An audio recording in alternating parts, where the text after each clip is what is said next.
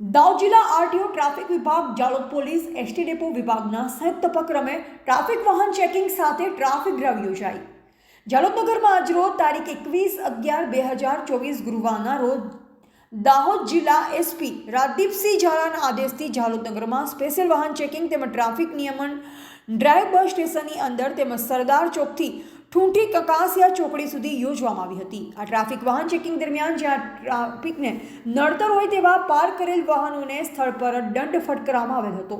તેમજ જે વાહન ટ્રાફિકને નડતર હોય પણ વાહન ચાલક સ્થળ પર ન હોય તેવા વાહનોને ડિટેન કરી પોલીસ સ્ટેશનમાં લઈ જવામાં આવ્યા હતા અને ત્યારબાદ વાહન ચાલકોને દંડની રકમ ભરાવી વાહન છોડી દેવામાં આવ્યું હતું.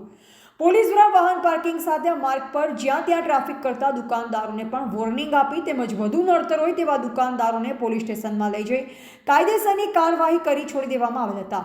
પોલીસ દ્વારા યોજવામાં આવેલા ટ્રાફિક ડ્રાઈવમાં વાહન ચાલકો પાસેથી આરસી બુક, ડ્રાઇવિંગ લાયસન્સ જેવા દસ્તાવેજ પણ ચકાસવામાં આવ્યા. આજના ટ્રાફિક નિયમનના DYSP DR Patel, PI Rathwa, Dahod જિલ્લા traffic PSI Ghaghretiya, RTO PSI Vaghela, Jhalod depot manager Nilesh Muniya, Godhra security અધિકારી તેમજ પોલીસ સ્ટાફ સાથે એનસીસીના વિદ્યાર્થીઓ હાજર રહી ટ્રાફિક ડ્રાઈવમાં સહયોગી બન્યા હતા.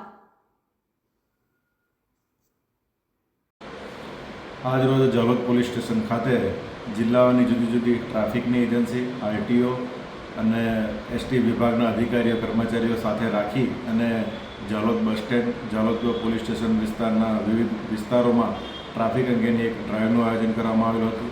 જે અંતર્ગત જાલોદ બસ સ્ટેન્ડ ખાતે નો પાર્કિંગના કુલ 12 જેટલા કેસો કરવામાં આવેલા હતા. સ્થળ દંડ કુલ 8,000 જેટલો વસૂલ કરવામાં આવેલો હતો. તેમજ ટ્રાફિકને અડચણ એવા લારી ગલ્લાઓ વિરુદ્ધ કુલ 6 જેટલા MV એક્ટ 285ના કેસો કરવામાં આવેલા હતા.